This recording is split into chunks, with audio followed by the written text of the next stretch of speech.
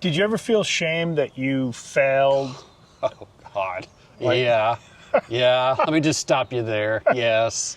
When my wife said, I don't think I want to be married anymore, I went right to shame. I felt like a failure as a husband, as a father, and as a man. Just flat out. And we sat on a park bench in our neighborhood, and I just cried. And she sat there, and the thing that you don't realize is that she's not going to comfort you. She's not going to tell you that she possibly wants a divorce or a separation or whatever else is going on, and then hold you, right? And you're just in it. You're just in this shame spiral. And so it is not uncommon for men to really wrestle with both fear, the anxiety, because what's going to happen, and shame. What we see, though, when you do the work, a lot of that stuff falls by the wayside. Yeah. Because you remember, I'm okay, and I'm going to be okay. Right. Yeah, because in that early stage, you are externally dependent. You need people and circumstances to be a certain way for you to feel like you're going to be okay. But later you learn that that's not really true, and that your well-being, your okayness, your happiness, it doesn't live outside of you. It doesn't come from outside of you. It's a choice that you make inside of you. Yeah. And that then puts you in a place where you're not externally dependent anymore, and now life is very different. Yes, and again, it's one of those things, as you start learning all this stuff. Now, right now, depending on how fresh hearing I want a divorce or separation, and you got into this course, you may not believe us. Sometimes we hear you told me I'm going to be okay, but I didn't believe it. You said, this, and I'm not going to believe it, but we know it to be true. Mm-hmm. And what you'll grow and learn is, I would argue there's more shame in staying in a marriage that isn't working, knowing it isn't working, and you're miserable because you believe the story of, divorce is failure, when sometimes the staying in the marriage is actually would be more failure than, and it's actually more harming to the kids. So stop telling yourself stories, and there is no shame being in your bedroom breaking down crying, being on the park bench breaking down crying. What I just heard you say is, don't shame yourself into staying into a relationship that it really isn't working. Yes. And when I work with men, I tell them, at the end, you're either going to get a version 2.0 relationship, or you're going to go, yeah, we need to divorce. Yeah. And you're going to be loving about it. You're going to feel good about that decision, because it's not based on fear, anxiety, or shame, or guilt. What it is it's the most loving thing you can do for both of you, to set her free and yourself. Yeah. In the beginning, divorce feels like a death sentence. It feels like judgment. But after you do this work, you start to recognize that she's a human being and you're a human being. And at some point, you two are walking together down a road, down a path. Yeah. And if you come to a Y in the road and one person says, I want to go left, and the other person says, I want to go right, it's not a tragedy. It's actually very loving for you to say, okay, well, good luck. Maybe I'll see you somewhere along the path, right? I'll see you later. And you let that person go. You don't cling to that person because you're afraid to let go. You actually go and you encourage them to go find their happiness as well. Yes.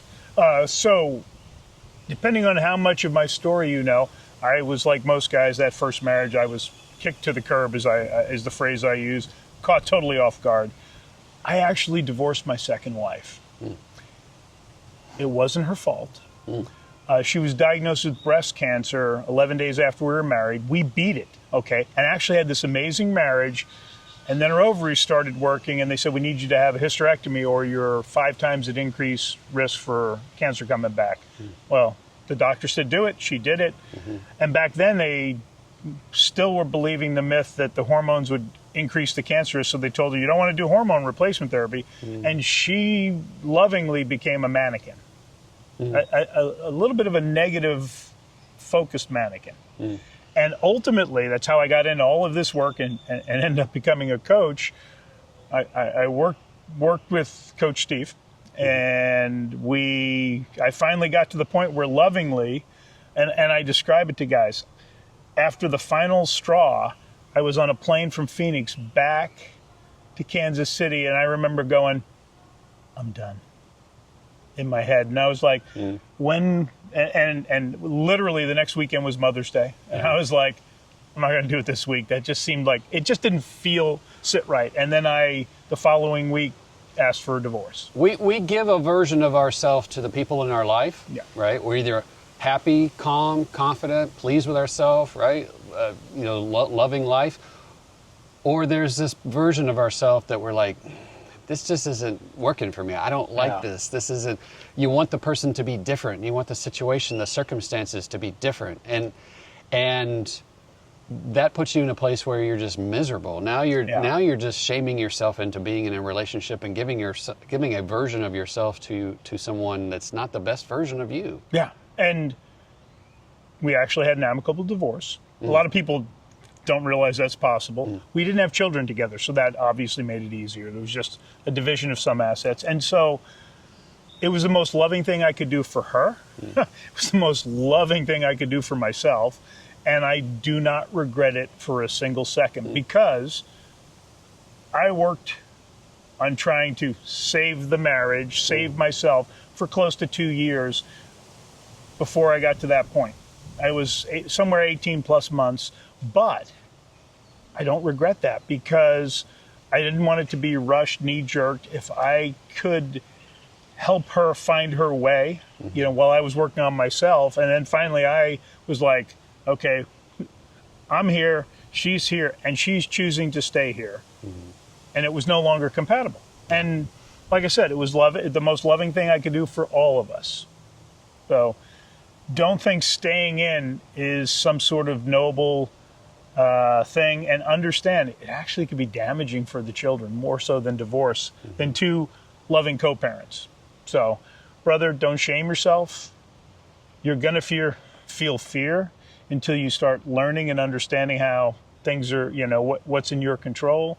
And I think anxiety is pretty typical at this stage. Yeah. That's going to go away, though. Yep. It's going to get less and less. It's going to get easier and easier. And just keep watching the videos. And remember, breathe, slow way down, and remind yourself that you're going to be okay. All right. We'll see you in the next video, brother.